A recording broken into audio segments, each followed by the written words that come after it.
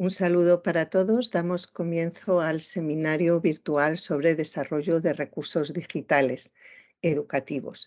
Un poquito con un subtítulo que llamamos ¿Por qué desarrollar recursos educativos? Este seminario, bueno, me presento en primer lugar. Mi nombre es Blanca Bernabé García, soy consultora internacional especialista en e-learning con más de 20 años de experiencia en el diseño instruccional de proyectos de enseñanza-aprendizaje basados en tecnologías, en modelos pedagógicos innovadores, así como productos para la virtualización. Ahora mismo me desempeño como coordinadora académica dentro de UNESCO y ESAC. Y en este contexto vamos a ir a presentarles el seminario. Este seminario tiene como objetivos trabajar en la virtualización de la educación, los desafíos que supone la virtualización de la educación. Por otro lado, vamos a ver qué es el diseño instruccional y los recursos didácticos, que entendemos por recursos didácticos. Vamos a analizar los diferentes tipos de recursos didácticos, así como las principales herramientas o unas herramientas adecuadas para poder desarrollar estos recursos. Finalmente, vamos a completar la sesión de este seminario con unas recomendaciones para la creación de estos recursos. El objetivo principal de este seminario es ayudarles en la creación de recursos digitales para virtualizar sus materias. En concreto, pues identificar o reconocer el impacto de la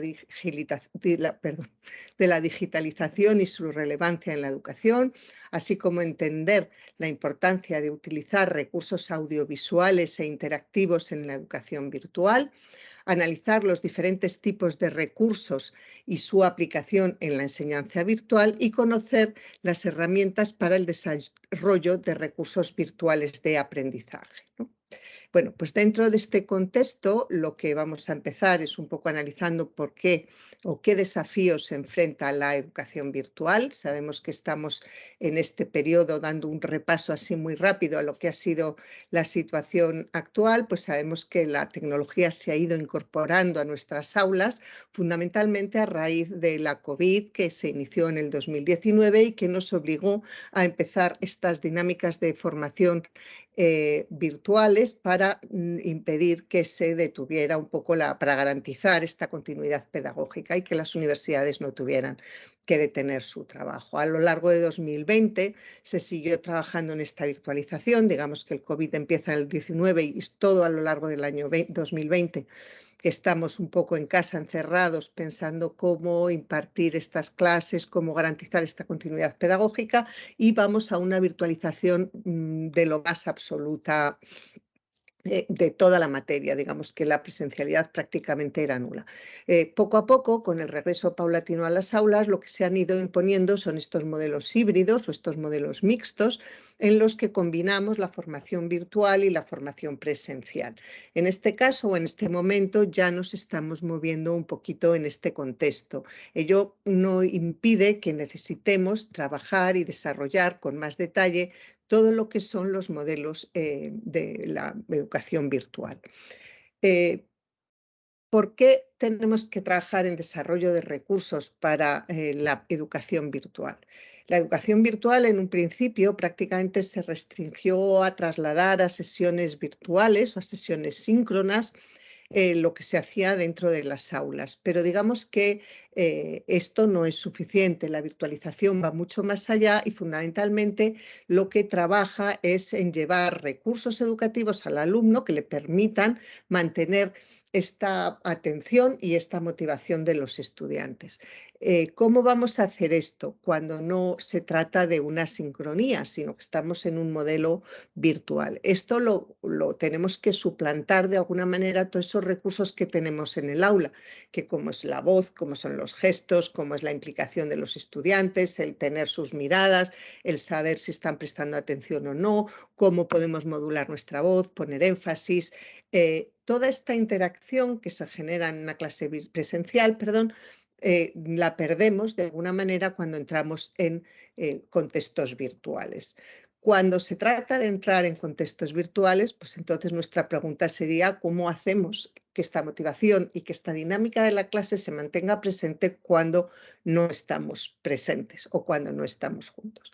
Pues nuestra respuesta va a ser trabajando a través del diseño instruccional y el desarrollo de recursos didácticos.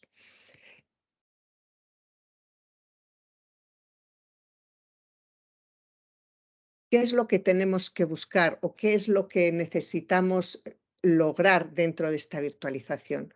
Pues vamos a trabajar sobre todo, como señala el profesor Aretio, y ahora veremos cómo lo resumimos. Digamos que la educación para el mundo digital requiere, que es lo que él nos dice, de recursos que deben promover el aprendizaje abierto, el aprendizaje activo, el aprendizaje autónomo e interactivo y el aprendizaje en comunidad, en donde se fomente el contraste de ideas para un pensamiento crítico y capaz de resolver problemas. Nosotros lo hemos resumido con un aprendizaje flexible, motivador, creativo y conectado. Es decir, no se trata, se trata de reproducir o de lograr, como ponemos un poco en la imagen, que a través de nuestros dispositivos y de nuestra relación podamos seguir teniendo este aprendizaje en comunidad.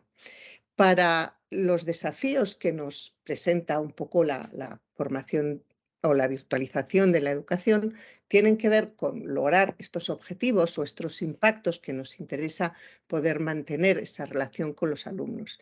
Y al mismo tiempo nos vamos a apoyar en dos teorías muy importantes que nos explican un poco cómo aprendemos. Y ellas van a ser el fundamento que nos va a ayudar después a buscar las características o los recursos más adecuados para nuestros estudiantes. Por un lado, tenemos la teoría de las inteligencias múltiples. ¿Qué nos dice la teoría de las inteligencias múltiples?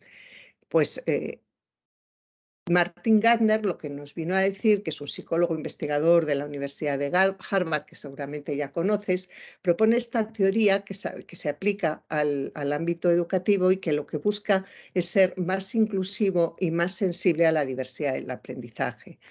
¿Qué es lo que quiere decir? Él parte de una idea en que la inteligencia implica fundamentalmente la habilidad necesaria para resolver problemas o para elaborar productos que son de importancia en un contexto cultural o una comunidad determinados. ¿Esto qué nos llevó? Pues nos llevó a su rueda que tenemos al lado, representado en forma de ruedas, donde habla de los distintos tipos de inteligencia. Normalmente hemos trabajado mucho la inteligencia lógico-matemática, por ejemplo, o la inteligencia lingüística, pero hay otras inteligencias que se han ido abandonando, como puede ser la inteligencia interpersonal, la intrapersonal, la inteligencia naturalista. Son otras, o la visual espacial, son inteligencias que sirven para resolver en este sentido problemas y elaborar productos dentro de un contexto cultural o una comunidad diferentes y dispares. No todos tenemos las mismas cualidades de razonamiento lógico y las mismas cualidades de razonamiento lingüístico. Él pone un ejemplo cuando lo explica y entonces dice, es como si el modelo de inteligencia anterior tuvieses un ordenador en la cabeza y solo hubiese un modelo de ordenador que siempre funciona igual y que unos lo tienen más desarrollado y otros menos desarrollados, cuando él lo que viene a decir es que nuestra cabeza tiene, digamos que 8 ordenadores y unos están más desarrollados que otros en cada uno de nosotros y que no tienen, y en esa medida somos diferentes, ¿no? Y tenemos diferentes estrategias para adaptarnos a la realidad. Esto es relevante en el contexto de la virtualización porque la tecnología y la mediación de los recursos nos permiten buscar estrategias diferenciadas que ayuden a desarrollar los diferentes modelos de inteligencia. Esta es la primera teoría que quería poner sobre la mesa a la vez que hablamos de virtualización. Por otro lado, también quería reseñar o que analizáramos conjuntamente un poquito lo que son las pirámides del aprendizaje que se popularizaron con Cody Blair o con William Glasser, ¿no? Donde lo que hacemos es, lo que hacen más bien es trabajar un poco lo que es el porcentaje de retención en función del método de enseñanza-aprendizaje. Entonces, es una pirámide que no deja de estar en alguna manera discutida. No está discutida la relevancia, digamos, del orden de la propia pirámide. A lo mejor sí los porcentajes. Hay quienes dicen que recordar solo un 5% de lo que se escucha es muy bajo y que la realidad es un poco más alto.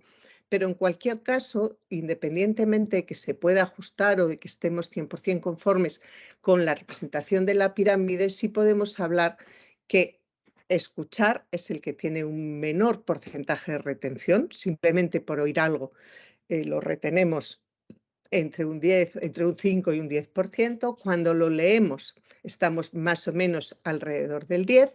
Cuando utilizamos audiovisuales y vemos una película o vemos un vídeo, pues ahí estamos reteniendo a lo mejor un 20%.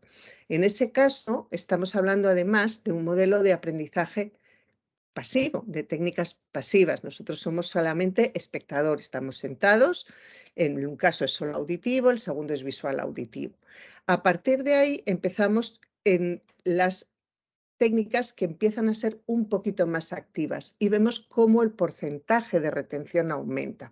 Estamos hablando de realizar una demostración, de argumentar o discutir con nuestros compañeros, entre pares, tener un debate, participar en un debate.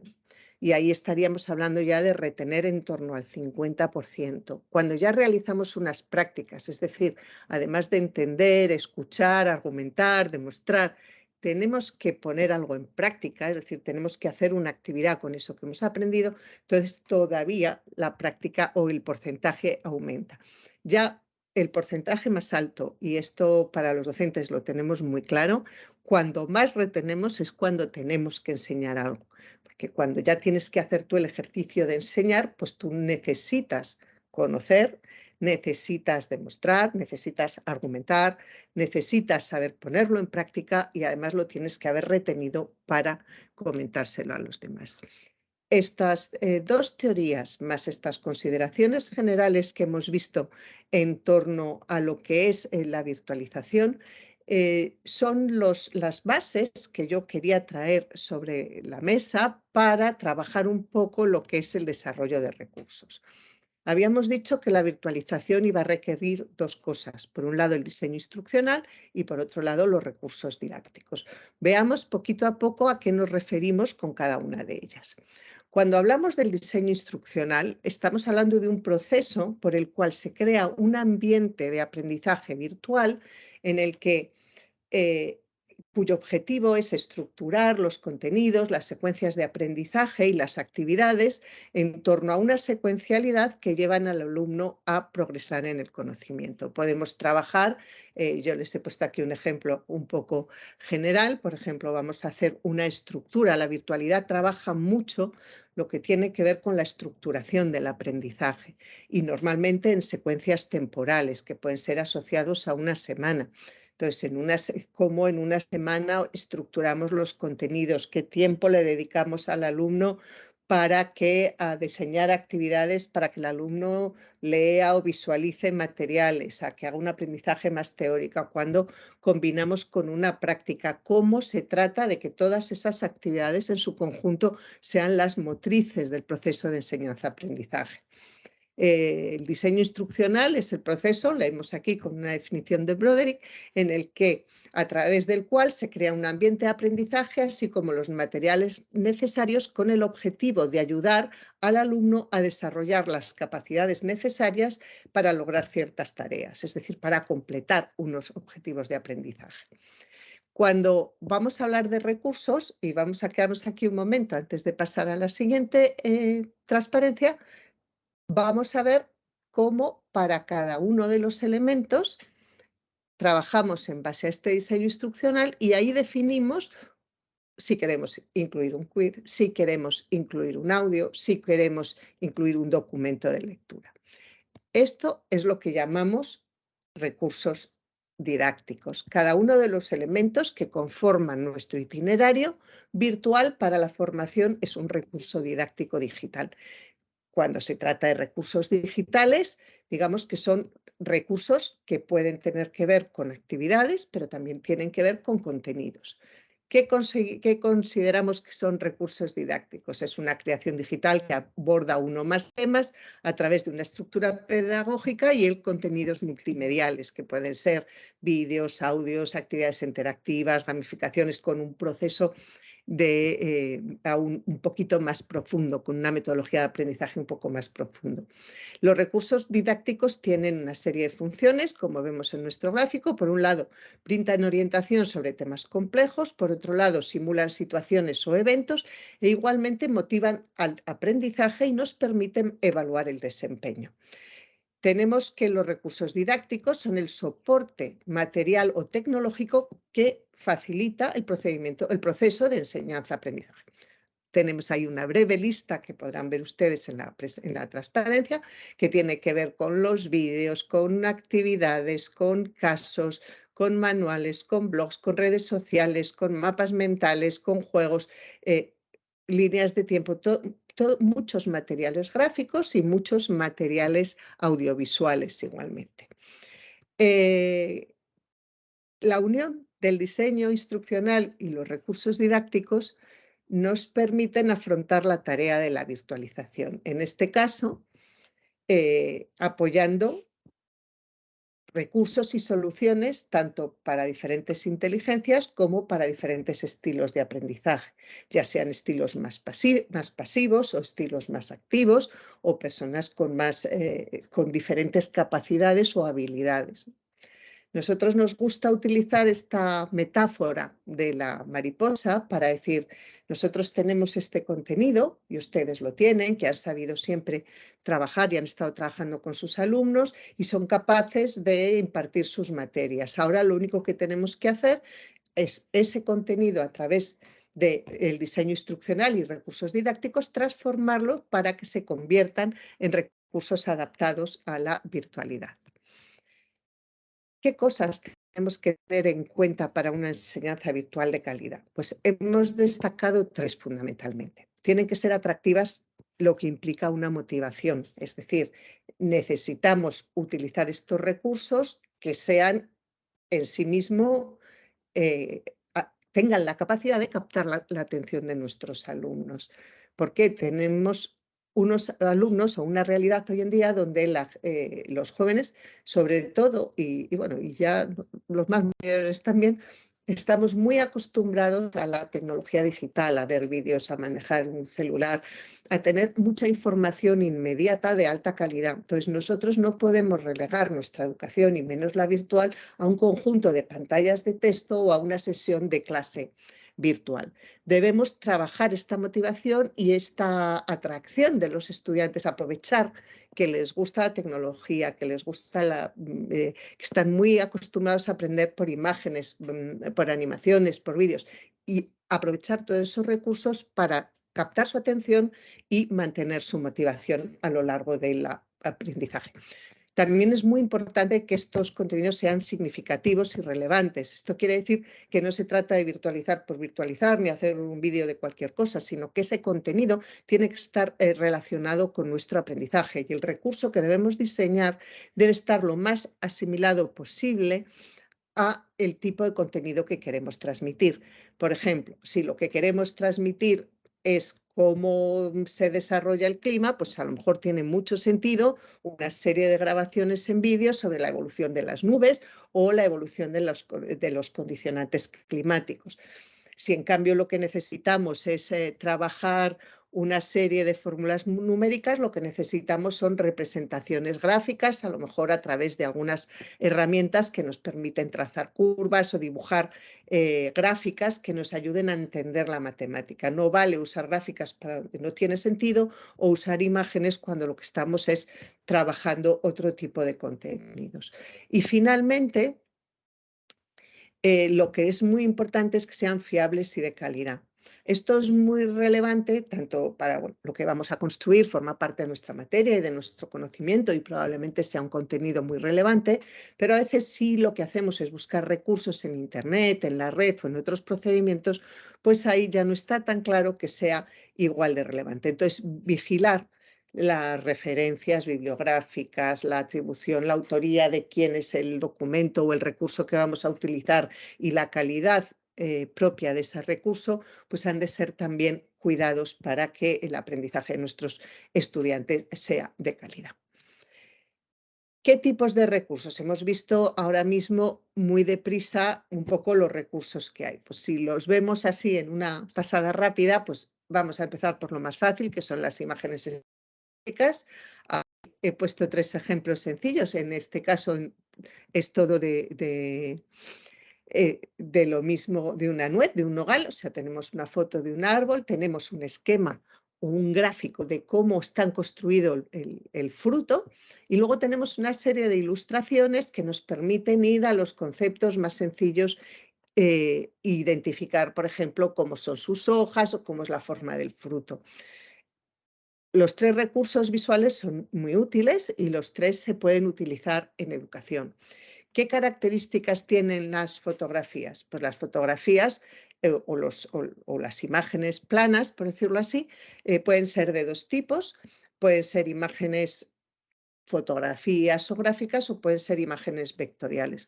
Las imágenes vectoriales están más asociadas con los gráficos, los logotipos, los esquemas, ¿no?, que nos permiten hacer dibujos o elementos más planos, más de trazado, pero más sintéticos, por decirlo así. En el caso de las imágenes o las fotografías, que pueden ser del natural o puede ser un dibujo, si somos capaces de hacerlo a mano alzada y luego hacerle una bonita fotografía, o de dibujar con nuestras herramientas informáticas, bueno, todos ellos se tratan a través de editores de imágenes que nos van a permitir, bueno, pues retocarlas, adaptarlas a nuestras necesidades, rotularlas, ponerles los contenidos que sean relevantes. En el caso de las imágenes, nosotros les recomendamos el uso, por ejemplo, de una herramienta como Canva. Hay muchas herramientas gratuitas en la web, y lo mismo que hay bancos de imágenes donde se pueden buscar recursos, pero ahí siempre tenemos que tener mucho cuidado con las atribuciones y los derechos de uso. En las imágenes vectoriales, pues permiten crear además transparencias, permiten trabajar con otras y hacer montajes, trabajar con otras características. Son muy relevantes en el caso de las herramientas de diseño, por ejemplo, ¿no?, que tú puedas trabajar con cosas escalables y figuras geométricas que se construyen y se mueven con facilidad. En este caso, como decía el título de nuestro curso, nosotros vamos a intentar orientarles también en herramientas o en recursos con formatos que no pongan en riesgo la conectividad de sus estudiantes. Entonces, cuando trabajemos con imágenes, vamos a intentar trabajar con archivos en JPG o en archivos en PNG, tanto en el caso de las imágenes vectoriales como las imágenes de mapa de bits, que es como se llaman las otras, las fotografías y demás. Son los 2 formatos estándar. Digamos que las diferencias son los editores, cómo se trabaja con ellos a nivel de edición, pero cuando ya las exportamos para incorporarlas a un recurso digital, lo normal es que las convirtamos todas en el caso de JPG que decíamos.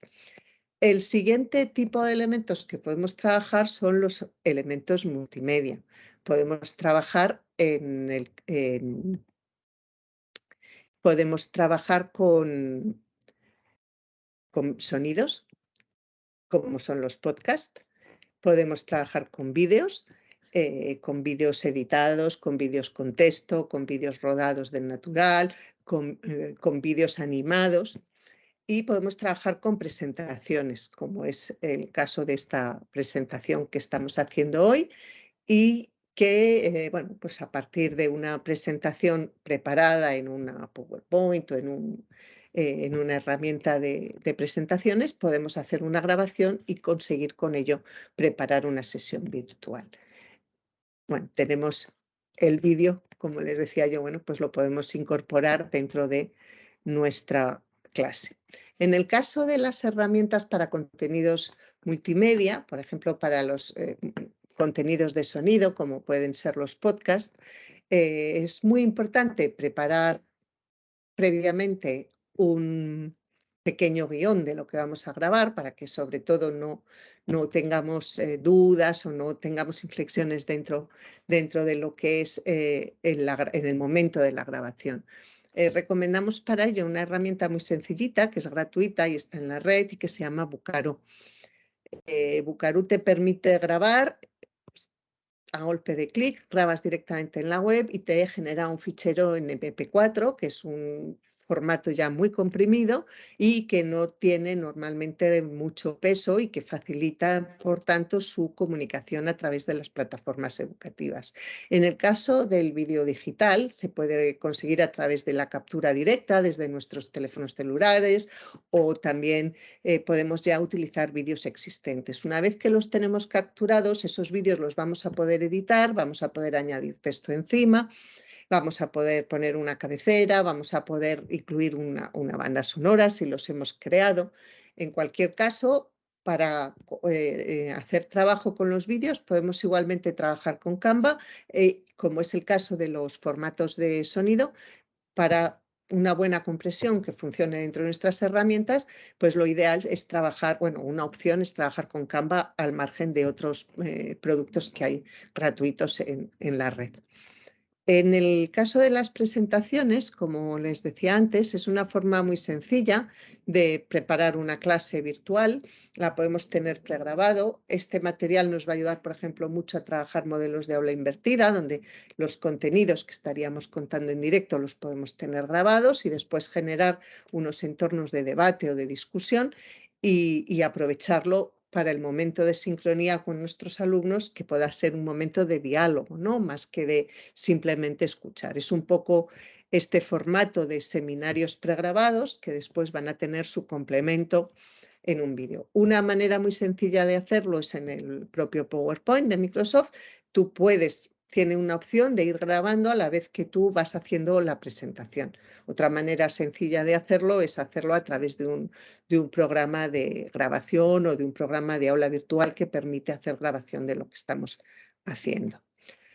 Adicionalmente a las imágenes planas, a nuestros contenidos multimedia de audio y de vídeo, tenemos también otro tipo de recursos muy interesantes y muy relevantes para la formación virtual, que son los mapas mentales, los conceptuales y las infografías. ¿Por qué son relevantes estos modelos? Son muy relevantes porque son modelos que nos ayudan a estructurar visualmente los conceptos y a relacionarlos entre sí de manera que se produzca un aprendizaje por el orden y por la secuencia y relaciones que se establecen dentro del gráfico, ¿no? En este caso, pues tenemos un ejemplo, el primero es un ejemplo de un mapa mental sobre la hominización y es un poco para organizar los conceptos. Ayuda mucho a los alumnos a organizar las ideas. Facilita todo lo que es el aprendizaje que combina el aprendizaje visual, el aprendizaje sintético y el aprendizaje lógico, ¿no? Vamos a hablar de la prehistoria, pues entonces hay que hablar de la hominización y de las etapas que tenía, cuándo crecen los cambios y cuándo aparecen los homínidos, o las etapas del paleolítico, la revolución al neolítico, y vas pudiendo leer de izquierda a derecha de una manera muy esquemática un contenido muy profundo sobre historia, sobre el origen, sobre la prehistoria en general, que podría haber estado explicado en un documento bastante grande. ¿Cómo funciona? Funciona para servir como recurso pedagógico de refuerzo, como punto de partida para un interactivo en el que podríamos programar en cada uno de los botones una información de segundo nivel para poner aclaraciones. En fin, nos ayudaría mucho a trabajar de forma sintética el contenido y así ayudar a nuestros alumnos a construir sus esquemas mentales. El mapa conceptual es otro elemento crucial para el desarrollo de contenidos. El mapa conceptual lo que viene es a resumir o a definir un concepto, como en este caso hemos puesto un mapa conceptual que explica para qué sirven los mapas conceptuales, para cubrir dos actividades en una. En este caso, pues ¿para qué sirve un mapa conceptual? Un mapa conceptual sirve para representar gráficamente el contenido de un texto por medio de la selección de conceptos y la elaboración de nodos. ¿De qué se caracteriza? Por su estructura, por su presentación. ¿Cómo debe ser? Debe ser sencillo y debe ser, bueno, jerárquico y debe contener figuras geométricas, ¿no? Y por medio de, ¿qué? De selección de conceptos y de elementos de enlace, que serían los elementos que nos permiten construir los mapas conceptuales. Podemos hacer un mapa conceptual casi de cualquier contenido que hayamos desarrollado en un recurso educativo. Por ejemplo, pues los mismos árboles, pues tú puedes construir, explicar, ver tu vídeo de cómo es un árbol tal y terminar construyendo tu mapa conceptual. Este mapa conceptual además te va a ayudar o te puede ayudar muy bien a cerrar y a concluir un capítulo, porque ayuda a dejar estos elementos. Por otro lado, hay otro recurso que también es muy práctico y que tiene, yo creo, muy buena aceptación y son las infografías. Bueno, pues en este caso hemos añadido una infografía que nos explica cuáles son las mejores herramientas para crear infografías. Las infografías se caracterizan en general por representar también gráficamente, pueden ser listas de elementos, pueden ser conceptos, pueden ser procesos, pueden ser procedimientos, cómo lavarse las manos, cómo trabajar en equipo, cómo desarrollar una tarea. Y lo que nos ayuda es también por su propia estructura y por su atracción o su atractivo visual. Como veréis, entre las herramientas que nos proponen, pues también se encuentra Canva, además de otras muchas.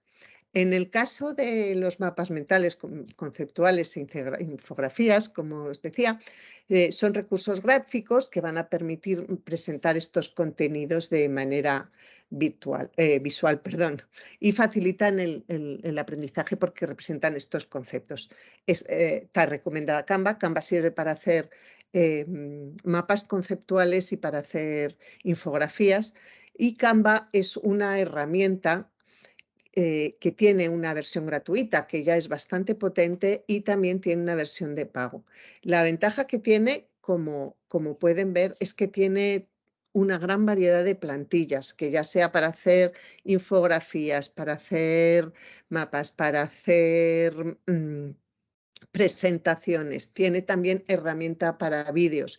Es muy potente en el sentido de que a partir de esas plantillas que ya tiene y a partir de nuestro contenido, cuenta también con unas librerías de recursos tanto de vídeo como de imagen genéricas, más o menos, entre las que podemos encontrar cosas que nos ayuden a enriquecer nuestra presentación, al mismo tiempo que tiene también herramientas como de pequeño diseño gráfico para añadir rótulos con distintas plantillas, formatos. No es difícil de utilizar y bueno, pues, buscar Canva en internet, que es fácil encontrarlo.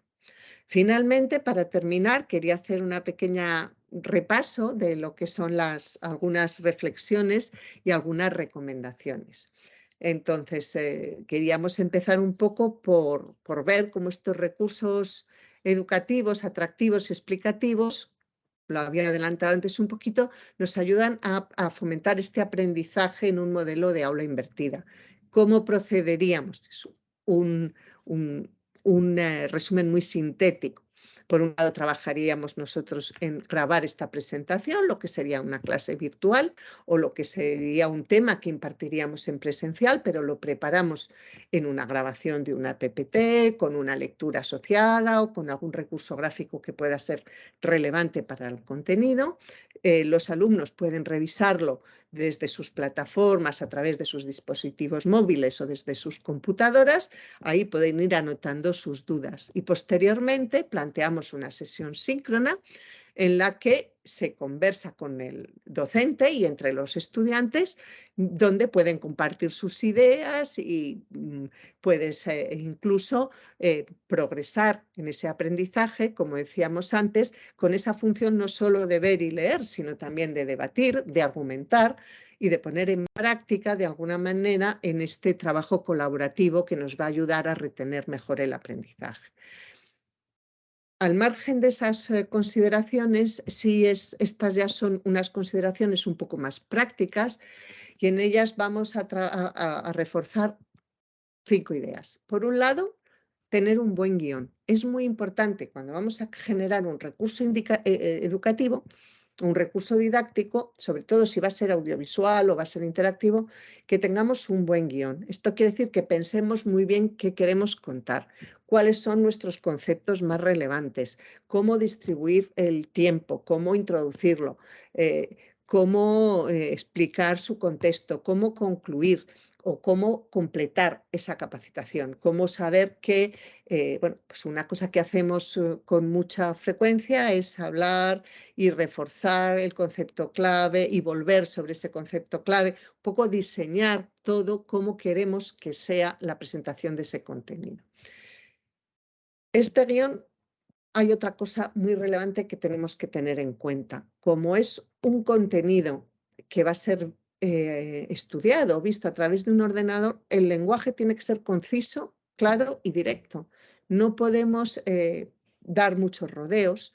La atención en una pantalla se cansa antes que la atención cuando estás escuchando en directo. Entonces es muy importante que podamos transmitir de forma concisa el conocimiento, de manera que como se puede volver y volverlo a ver, pues tengamos opción de verlo en un tiempo limitado. Normalmente, por ejemplo, para hacer un vídeo y un vídeo de contenido, pues estamos hablando que no dure más de entre 15, 20, 25 minutos. Porque si no el alumno se cansa y si transmite demasiados conceptos a la vez, pues entonces tampoco los asimila.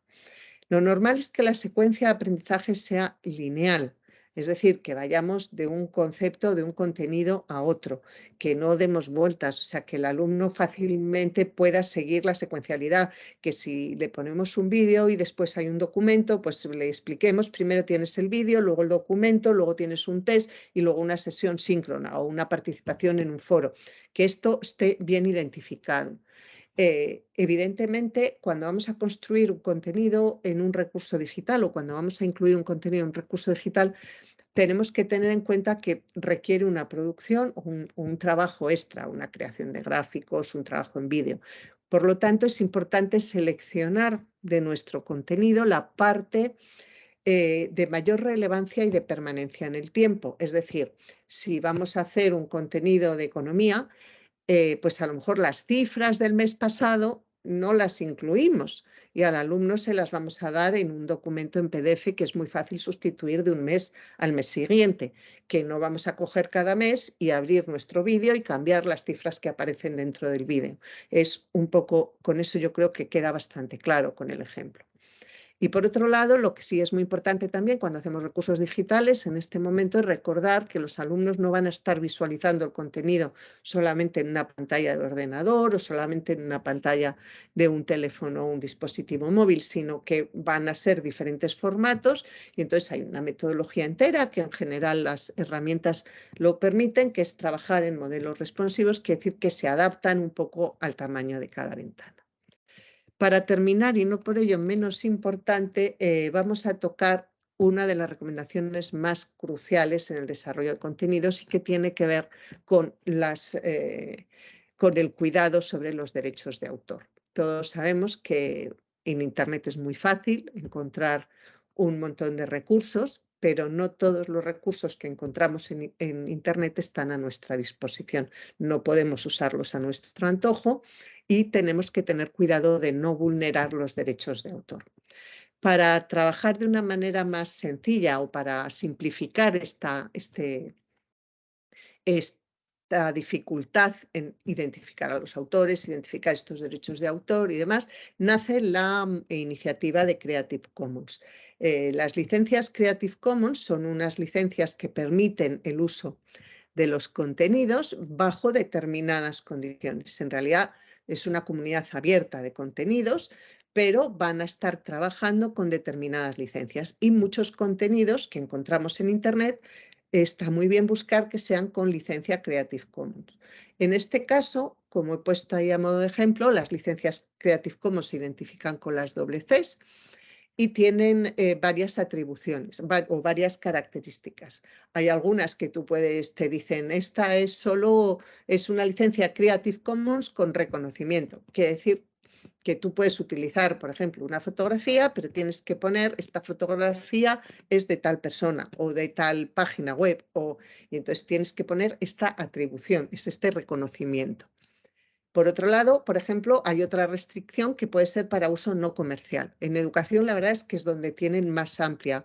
Las licencias de Creative Commons es donde ceden más derechos. No es lo mismo utilizar una foto para dar una clase a un alumno que utilizar una foto para hacer una valla publicitaria y vender un producto tuyo que te va a ayudar a enriquecerte. Pues hay muchas personas que ofrecen sus contenidos, sus imágenes o sus gráficos de manera gratuita, pero siempre y cuando no sean contenidos que te sirvan a ti para sacar un beneficio, ¿no? Hay otros que permiten que hagas obras derivadas, es decir, yo puedo coger tu vídeo y retocarlo, ponerle unos rótulos o hacer algo con él. Y hay otros que no te lo permiten y eso es lo que llaman sin obras derivadas. Es decir, no puedo coger tu recurso y convertirlo en otra cosa o completarlo con otra cosa. Tengo que usarlo tal y como es. Y finalmente hay otros que ponen compartir igual, o sea que la única opción es que lo puedes compartir igual. Cuando aparecen las licencias Creative Commons, casi siempre aparece uno de estos símbolos que puede estar tachado o no tachado. Si está tachado es que no hay que cuidarlo y si no está tachado, pues entonces es que no te permite cambiar el compartir igual. Normalmente solamente ponen las restricciones. Espero que con esto lo tengan más o menos claro. Van a ver en la presentación final, encontrarán que también pueden descargarse de la plataforma una pequeña bibliografía con sobre todo algunas páginas web, como la página web de Creative Commons o como las páginas web de algunas de las aplicaciones que hemos visto, donde van a poder completar y ampliar esta información si es necesario para ustedes. Bueno, y finalmente, y para terminar, pues quería terminar con una cita de Howard Gardner, que es una parte de una entrevista que le hicieron en televisión en España y que dice lo siguiente: hay cosas que todos debemos aprender, pero no hay ninguna razón para que la aprendamos de la misma manera.